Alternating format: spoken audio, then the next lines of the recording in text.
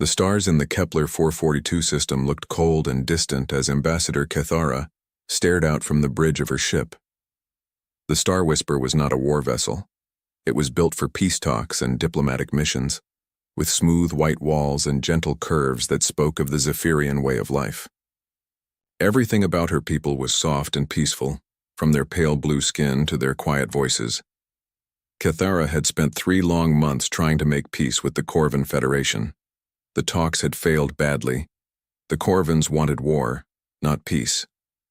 They called the Zephyrians weak and useless. Now she was taking her small convoy of 5 ships back home to deliver the bad news to her government. The journey should have been safe. This part of space was supposed to be neutral territory. No, one was supposed to attack diplomatic ships here. But as Cathara watched the stars, she knew something was wrong. Her ship's sensors were picking up movement in the darkness ahead. "Ambassador," said Captain Yilnith from his seat at the ship's controls. His voice was shaking. "We have 12 ships coming toward us. They are moving fast." Cathara felt her heart sink. 12 ships was far too many to be a normal patrol. She moved to stand behind the captain's chair and looked at the screen showing the approaching vessels. The ships were dark and angular, built for hunting and killing. She recognized them immediately. "Vorthons," she whispered. The Vorthons were everything the Zephyrians were not. Where her people sought peace, the Vorthons brought war. Where her people built beautiful things, the Vorthons made weapons.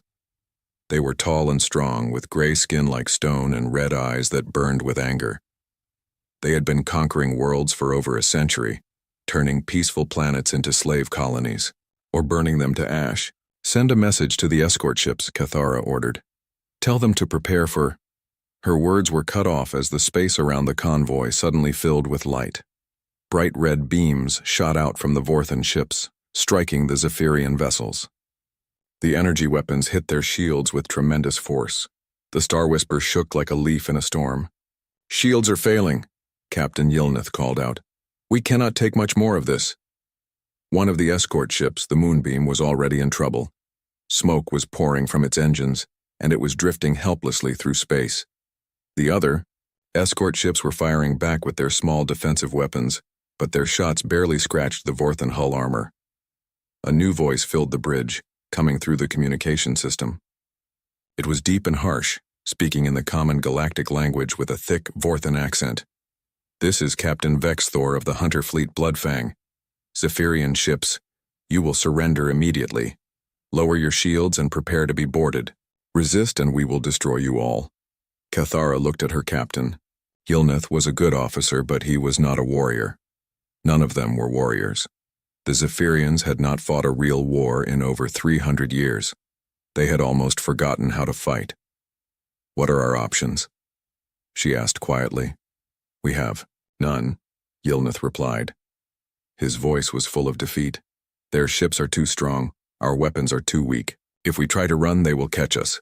If we try to fight, they will kill us." Another escort ship, the Gentle Rain, exploded in a ball of fire and metal. The crew had been trying to use their ship as a shield to protect the others.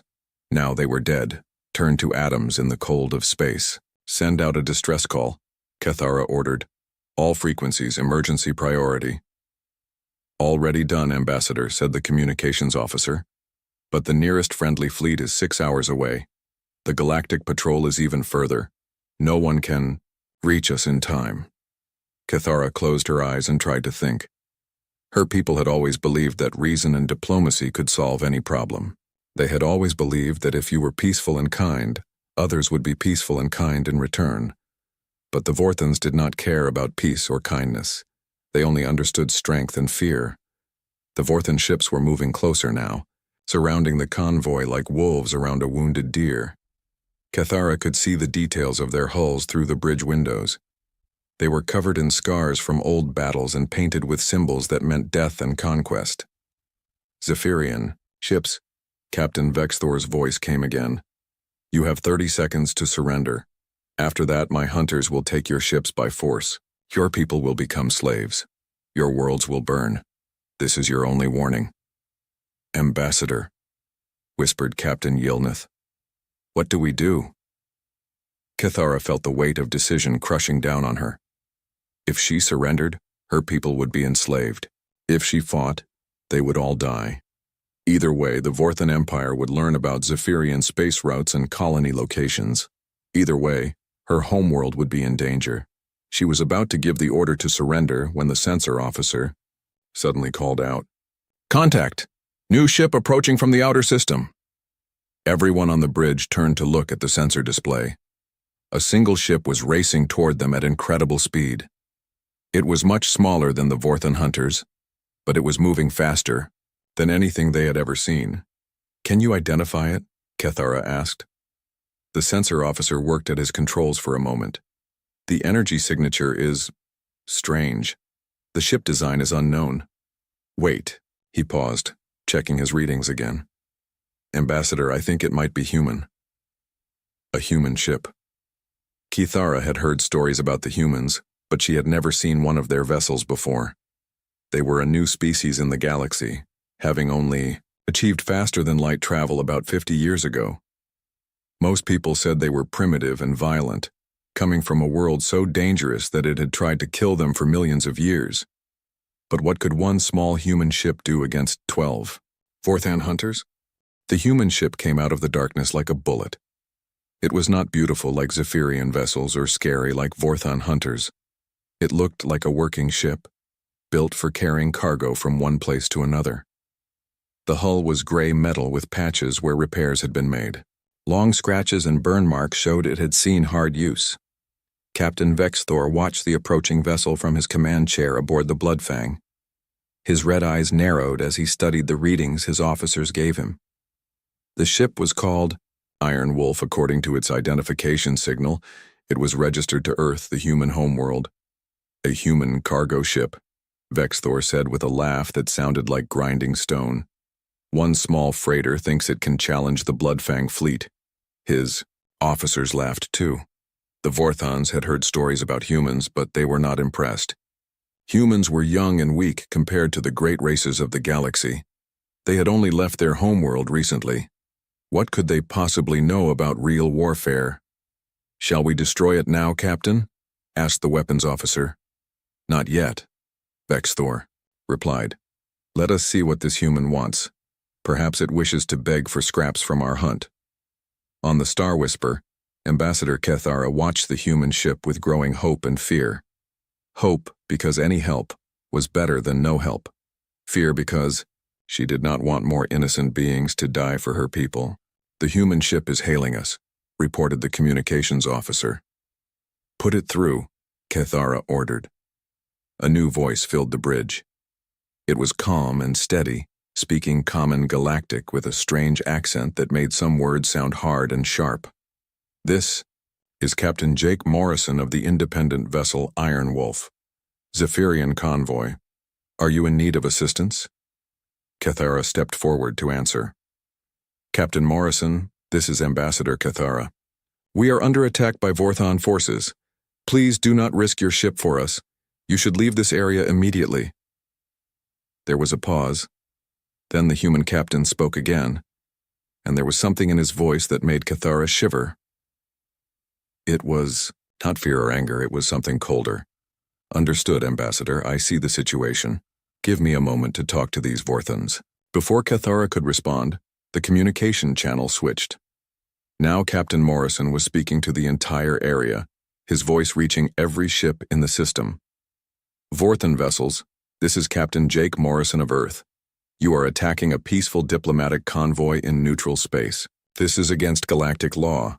I am ordering you to cease fire and withdraw immediately." The bridge of the Bloodfang fell silent. Then Captain Vexthor began to laugh again, louder this time. "Ordering us?" he said into his communication system. "Human, you are in a cargo ship. We are 12 hunters. You will leave now or we will add your wreckage to the debris field." "I gave you a lawful order," Morrison replied, his voice still calm. "You have chosen to ignore it. That makes you pirates and criminals. Last chance to reconsider." Vexthor's laughter stopped. No one had ever spoken to him like this. Lesser races begged or ran when they saw his fleet. They did not give him orders. "You dare threaten me?" Vexthor snarled. "I am Captain Vexthor. I have conquered 12 worlds. I have burned cities and enslaved millions. What are you, human?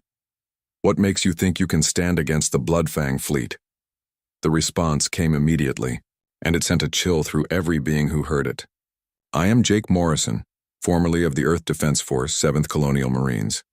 I fought in the Titan Wars, the Europa Rebellion, and the Asteroid Belt Campaign. I have killed more enemies than you have conquered worlds. And right now, I am the only thing standing between you and a very bad day." On the Star Whisper, Ambassador Cathara felt her breath catch. She had heard whispers about human military forces. Stories said they came from a world so dangerous that everything on it tried to kill everything else. A world where the native creatures had to fight every day just to survive. But she had thought these were just stories. Captain Vexthor was no longer laughing. He had conquered many worlds, but he had never heard anyone speak with such quiet confidence. The human sounded like he was discussing the weather, not facing 12 warships. "You are one ship," Vexthor said, trying to regain his composure. "We are many. Simple mathematics, human." "You know what your problem is?" Morrison replied. "You think this is about numbers. It is not. This is about will. This is about who wants to win more. And trust me, Vorthon, you do not want this as much as I do." The Iron Wolf was closer now, and the Zephyrians could see it clearly through their windows. It did not look like much. Just a battered cargo ship with some extra equipment bolted to its hull. But something about the way it moved through space reminded Cathara of a hunting cat she had seen once in a nature documentary. Calm and patient, but ready to explode into violence. "This is your final warning," Morrison continued. "Release the Zephyrian ships and withdraw from this system. Do this now, and you can go home to tell your friends about the day you met a human, and live to talk about it." Vexthor's patience finally broke. "Destroy the human ship," he roared to his fleet. "Show this primitive what happens when someone challenges the Bloodfang." 2 of the Vorthon hunters turned toward the Iron Wolf, their weapons charging with deadly light. Energy cannons that could punch through a battleship's armor swiveled to target the small cargo vessel. But something strange happened. The Iron Wolf did not try to run. It did not try to hide. Instead, it began to change. Panels along the ship's hull slid open, revealing weapons that definitely did not belong on a cargo freighter. The ship's engine signature suddenly spiked, showing power levels that should have been impossible for a vessel that size. "What is that?" whispered Captain Yilneth.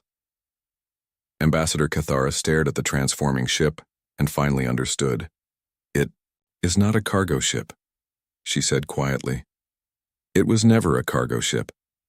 Captain Morrison's voice came over the communication channel one last time, and now it carried the promise of violence. "You had your chance, Vorthon. Now you get to learn why smart species do not pick fights with humans." The Iron Wolf shed its disguise completely, revealing itself as a warship built for one purpose: killing other ships efficiently and without mercy.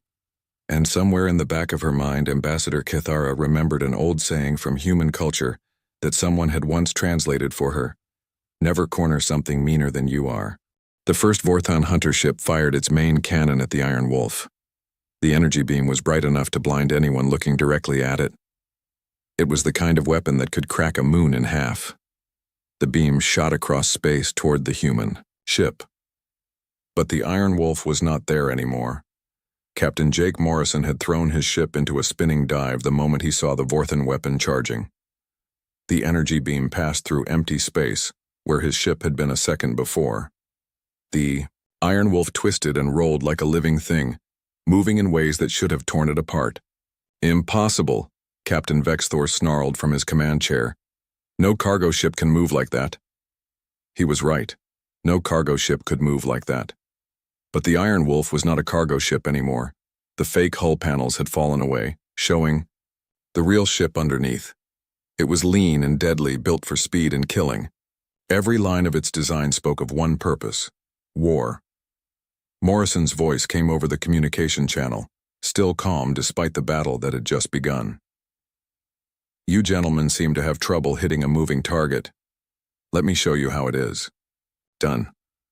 The Iron Wolf spun around and fired back. But these were not the slow energy beams the Vorthons used. These were railguns, shooting metal slugs at incredible speed. The projectiles moved so fast they were invisible, striking the Vorthon ship before anyone could react. The hunter ship's shields flared and died. The metal slugs punched through the hull like paper, tearing into the ship's vital systems. Explosions bloomed along the vessel's length as power conduits overloaded and weapon systems failed. On the Star Whisper, Ambassador Cathara watched in amazement. "How is he doing this?" she whispered. Captain Yilnith was studying his sensor readings with wide eyes.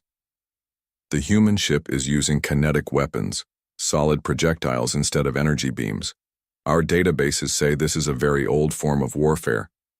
"Old, but effective," Cathara replied, watching the damaged Vorthon ship drift helplessly through space. The other Vorthon hunters were spreading out now, trying to surround the Iron Wolf. But Morrison was not playing their game. Instead of staying in one place like a normal ship would, he was using the debris from the battle to his advantage. The wreckage of the destroyed Zephyrian escort ship Moonbeam was floating nearby in a cloud of twisted metal. Morrison dove straight into this debris field, disappearing among the wreckage like a shark hiding in coral. "Where did he go?" demanded Vexthor. "Find him." The Vorthon sensors were having trouble tracking the human ship among all the metal debris. Their targeting systems kept locking onto pieces of wreckage instead of the real target. This was exactly what Morrison had planned. The Iron Wolf appeared suddenly from behind a large piece of debris already firing. Another Vorthon hunter took a full salvo of railgun shots to its engine section. The ship's reactor went critical, creating a ball of nuclear fire that lit up the entire system. 2 Vorthon ships destroyed in less than 5 minutes. The remaining hunters were beginning to understand that they were not fighting a normal enemy. Captain Vexthor was screaming orders at his remaining ships. "Concentrate fire, box him in, use the gravity mines." The Vorthons launched special weapons called gravity mines. These created small areas of twisted space that would crush any ship that came too close. They spread the mines around the battle zone, trying to limit where the Iron Wolf could go. But Morrison had fought against gravity mines before. He knew how they worked and how to avoid them. More importantly, he knew how to use them. The Iron Wolf came racing out of the debris field, heading straight for one of the gravity mines. The Vorthons thought he had made a mistake. They thought he was going to be crushed by his own reckless flying. At the last second, Morrison fired a spread of missiles at the mine. The explosions triggered the gravity weapon, but instead of crushing the Iron Wolf, the twisted space caught a Vorthon hunter that had been chasing him. The enemy ship was pulled into the gravity field and compressed into a ball of metal no bigger than a car. "This is impossible," Vexthor roared. "He is fighting like a madman." On the Iron Wolf's bridge, Morrison smiled grimly as he worked his controls. This was not madness. This was exactly how humans fought when they had to. They used everything around them as a weapon. They turned their enemies' strength against them. They did not follow the rules of civilized warfare because sometimes being civilized meant dying. Another Vorthon ship tried to ram the Iron Wolf, hoping to destroy both vessels in the collision. Morrison waited until the last possible moment, then fired his engines at full power. The Iron Wolf shot forward just as the Vorthon ship passed through the space where he had been. But Morrison had left a present behind. A single missile, launched at point-blank range, struck the Vorthon ship's hull. The explosion broke the vessel's back, sending both halves spinning away into space. 4 Vorthon ships destroyed. 8 remaining, but the Iron Wolf was not undamaged. Energy beams had scorched its hull. One of its railguns was offline. The ship's shields were failing. Morrison opened a communication channel to the Zephyrian convoy. "Ambassador Cathara, I need you to do something for me." "Anything, Captain Morrison," she replied immediately. "I need you to trust me, and I need your people to be ready to fight." Ambassador Cathara felt her heart sink. "Captain, my people are not warriors. We do not know how to fight. You are about to learn," Morrison said grimly, "because the only way we all get out of this alive is if we work together. And I am going to teach you something the Vorthans do not understand. What is that? Desperate people are the most dangerous people in the galaxy. And right now, we are all very desperate. The Iron Wolf spun around and fired everything it had at the nearest Vorthan ship.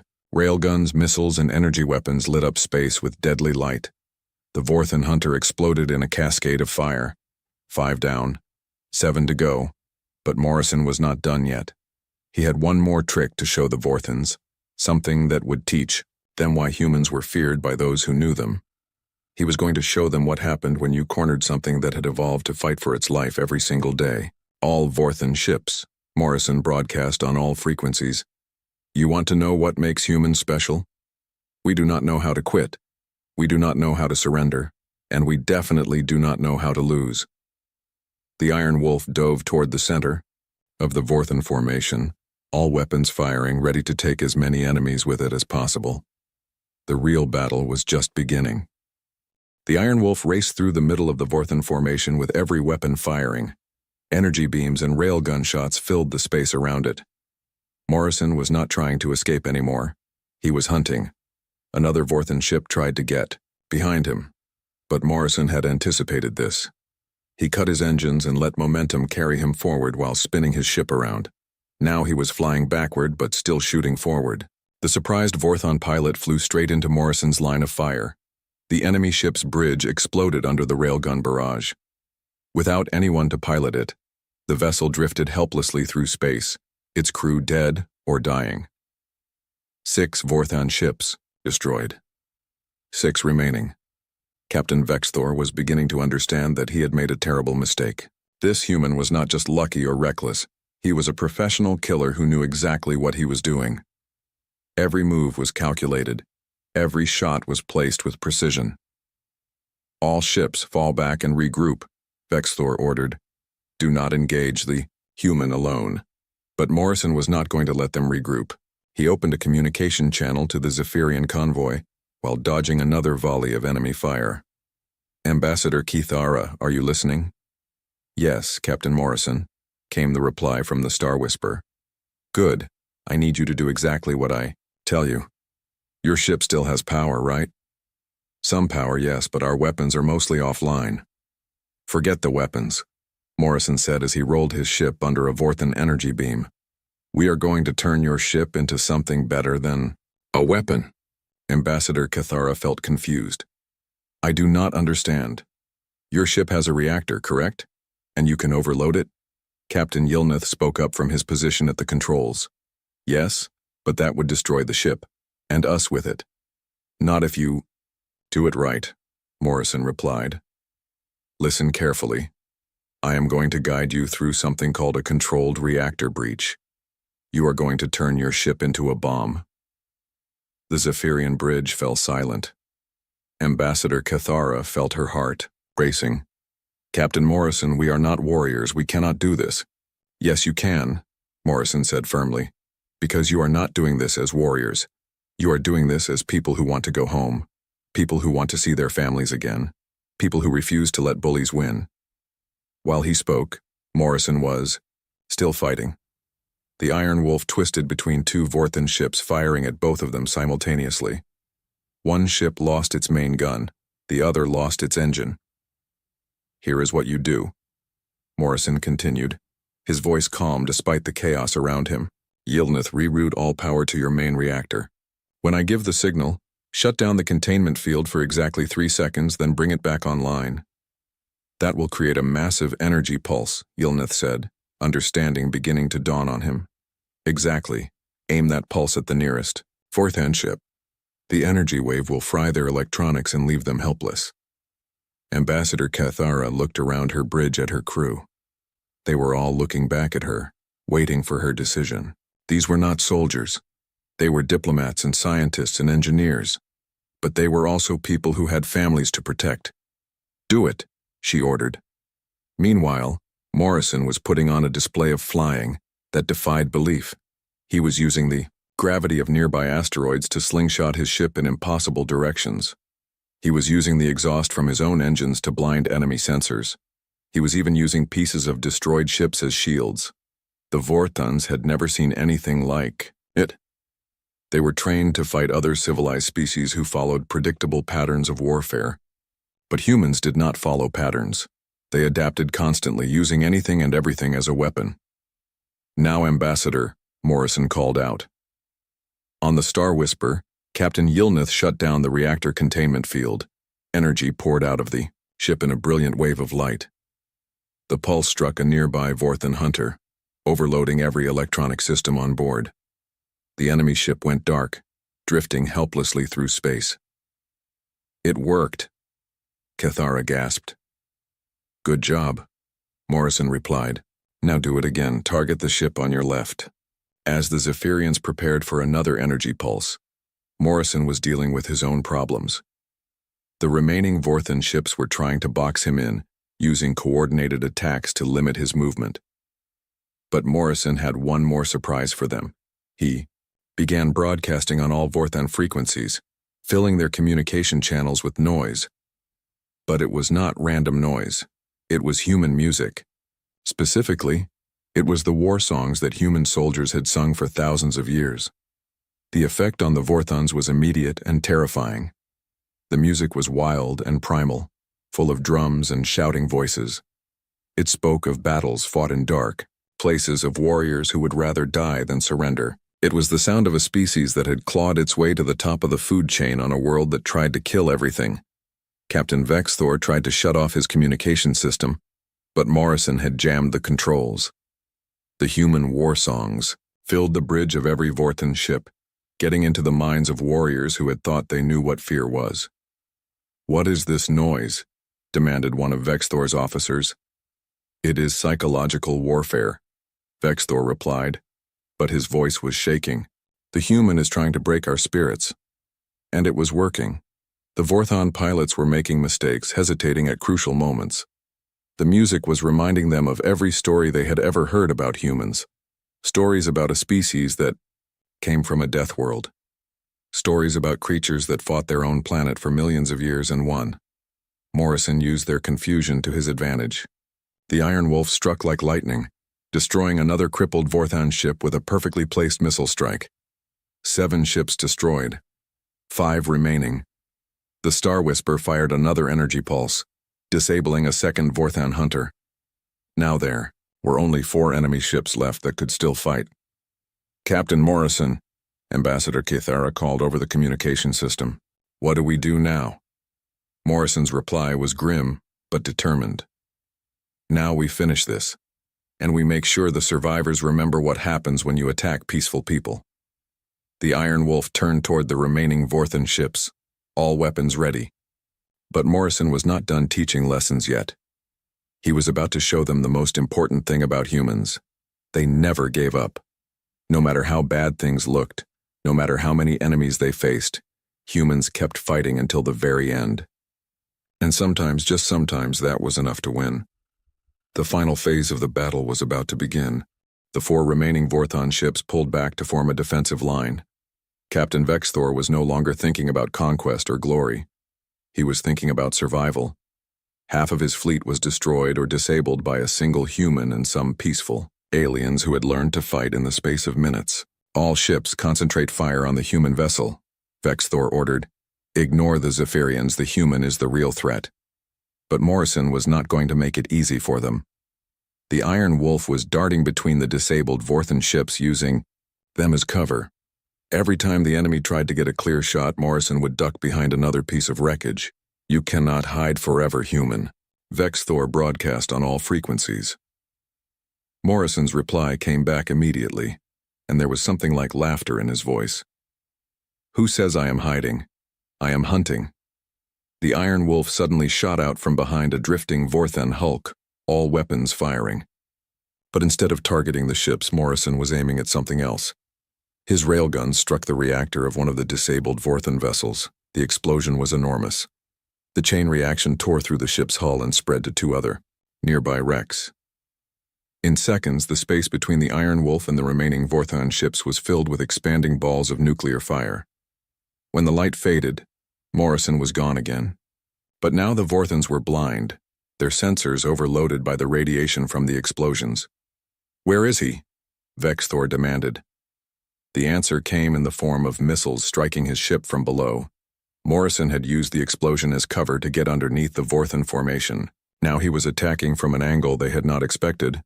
The Bloodfang shuddered under the impact, but its heavy armor held. Vexthor smiled grimly. His flagship was the strongest ship in the fleet. It would take more than a few missiles to destroy it, but Morrison was not trying to destroy the Bloodfang yet. He had other plans. Ambassador Kethera, Morrison called over the communication system. I need you to do one more thing for me. What is it, Captain? Came the reply from the Star Whisper.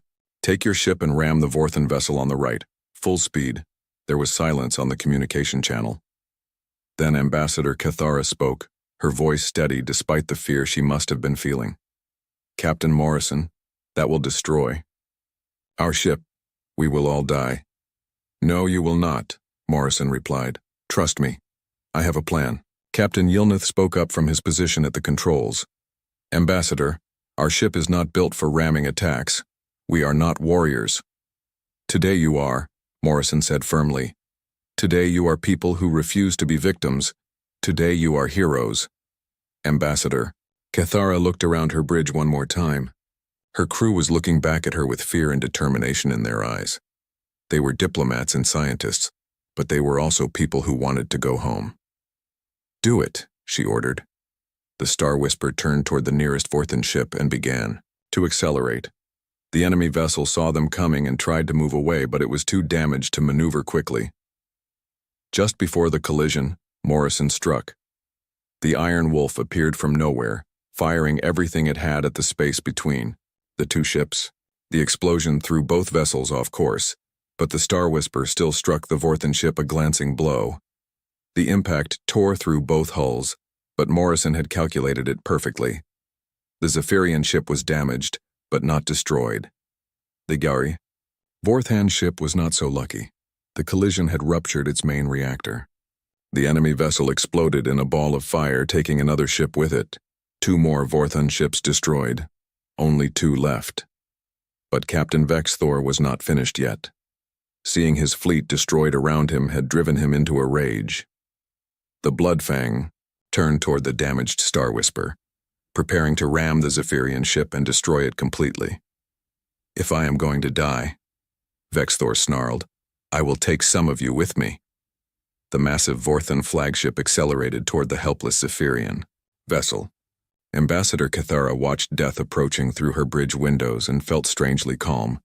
She had done her duty. She had fought back against the bullies. But Morrison was not going to let her die. The Iron Wolf threw itself between the 2 ships, taking the full force of the collision. The impact nearly tore the human vessel in half, but Morrison had one last surprise. As the ships crashed together, he triggered every explosive device on his ship. The combined explosion destroyed both the Iron Wolf and the Bloodfang in a burst of light that could be seen from 3 star systems away. Captain Vexthor and his flagship were gone, turned to atoms in the cold of space. Ambassador Kethera stared at the expanding cloud of debris where the brave human had sacrificed himself to save her people. Tears ran down her face as she realized that Jake Morrison was dead. But then her communication officer called out in excitement. Ambassador, I am receiving a signal. From where? She asked. From an escape pod. Someone survived the explosion. A small pod was drifting away from the wreckage, its emergency beacon flashing. Ambassador Kethera smiled through her tears as Morrison's voice came over the communication system. This is Captain Morrison. Sorry about the fireworks, but that seemed like the best way to deal with the situation. Anyone need a ride home? The last 2 Vorthan ships, seeing their commander dead and their fleet destroyed, turned and fled into deep space. They would carry word of this battle back to their empire. They would tell stories about the day a single human and some peaceful aliens destroyed an entire hunter fleet. As rescue ships arrived to help the survivors, Ambassador Kethera spoke privately with Morrison over a secure channel. Captain, how can we ever thank you? She asked. You do not need to thank me, Morrison replied. You just need to remember something. Bullies only win when good people do nothing. Today you proved that even peaceful people can fight when they have to. Will we see you again? Kethera asked. Morrison was quiet for a moment. Maybe. The galaxy is a big place, but it is also getting smaller. Humans are spreading out, exploring new worlds, meeting new people. Some of us are traders, some are explorers, and some of us are people like me. What kind of person are you, Captain Morrison? I am the kind of person who shows up when someone calls for help. I am the kind of person who believes that bullies should not be allowed to win. And I am the kind of person who will always answer a distress call no matter how dangerous it might be. Morrison paused, then continued. Tell your people something for me, Ambassador. Tell them that humans do not abandon their friends. Tell them that if they ever need help again, all they have to do is call. We will come. As the rescue fleet escorted the survivors to safety, word of the battle began to spread throughout the galaxy. The story grew with each telling, but the basic facts remained the same. A single human had appeared when peaceful aliens were in danger. He had fought impossible, odds and won. He had taught the victims to fight back against their oppressors. And somewhere in the darkness between the stars, other humans were listening to the story and nodding in approval. The galaxy was about to learn what Earth had known for millions of years. Never pick a fight with something that evolved to survive on a death world. And never, ever threaten someone a human has decided to protect. The message had been sent. The response was coming.